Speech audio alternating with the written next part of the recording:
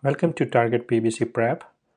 My name is Mohit Koladia, and today I'll be talking about another important topic, that is the ultrastructure of the cell. It comes under functional anatomy in the PBC syllabus. So basically there are two kinds of cells that we need to study, that is the eukaryotic cells and the other one is the prokaryotic cells. Eukaryotic cells means the cells of animal, plant, fungi, and the prokaryotic cell is the cell of the bacteria. So basically you need to remember the difference between both types of cells, the prokaryotic and the eukaryotic cells. So the major difference between both the type of the cell are noted here. First important difference is the size.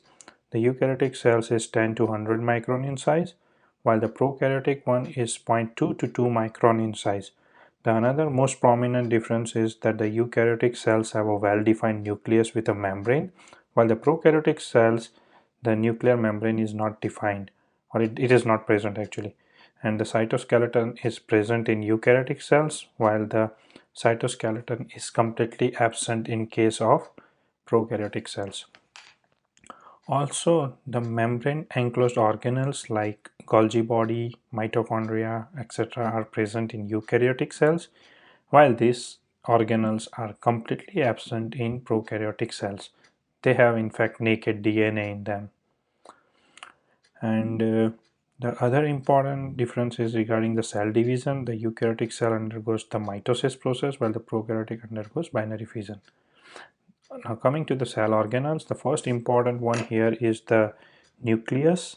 So nucleus is basically the largest organelle present in the cell. It is surrounded by a nuclear envelope, which is a double membrane with nuclear pores, and these pores are actually useful for the control of exit of substances like RNA and ribosomes from the nucleus. And the interior is also called as nucleoplasm, which contains chromatin. The chromatin is basically a DNA and the protein complex. These chromatins are helpful for the making of ribosome and also DNA synthesis. Another important organelle is the cytoplasm. It is basically the matrix or the solution within the cell membrane. It contains various enzymes for the metabolic processes. It also contains sugar, salts, amino acids, and nucleotides, etc., which are needed for the cell functioning. So you need to remember these three important points here. The other important organelle is mitochondria. Mitochondria is basically the kitchen of the cell, or it's also called powerhouse. It is a sausage shaped organelle, and here this is the site of an aerobic respiration that takes place in eukaryotic cells. It is also surrounded by the double membrane. The outer membrane is called, the outer membrane and the inner membrane. The inner membrane is highly complex. It's folded into cristae, which provides a large surface area, and it also contains circular strands of DNA and stalk particles which help for ATP synthesis. Now coming to the ribosome, this is the smallest and the most numerous of the cell organelles in the cell, and these are the site for protein synthesis. They are consist of protein and RNA and are manufactured in the nucleolus of the nucleus, and they are attached to rough endoplasmic reticulum, and it is also found in groups called polysomes. All eukaryotic cells are of ATS type. Okay. Now the endoplasmic reticulum, there are two types of endoplasmic reticulum. The first one is called the smooth endoplasmic reticulum. It is involved in the synthesis and transporting of materials, mainly lipids, that are needed by the cells. The other one is the rough endoplasmic reticulum.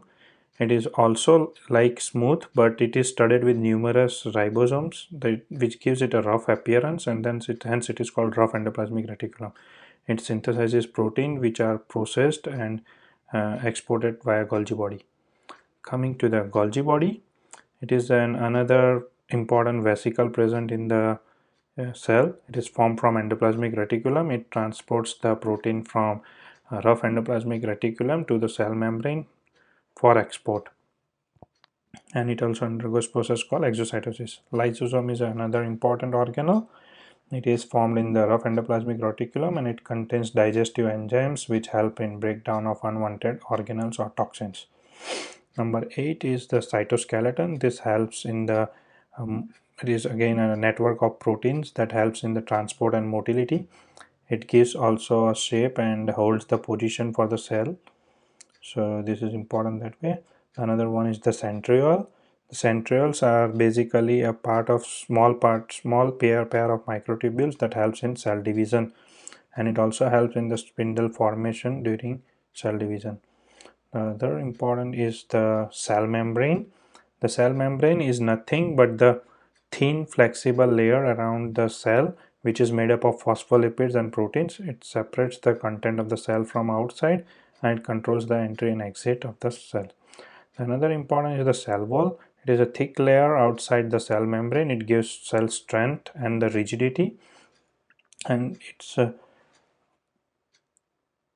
in plants it's made up of cellulose, while in animals or fungal cells it's made up of chitin or polyglucosamate. While the animal cells do not have a cell wall, they rather have a glycocalyx, that is the membrane made up of carbohydrate outside the cell membrane. Thank you very much for watching this video. Please press like and subscribe to my channel. See you again.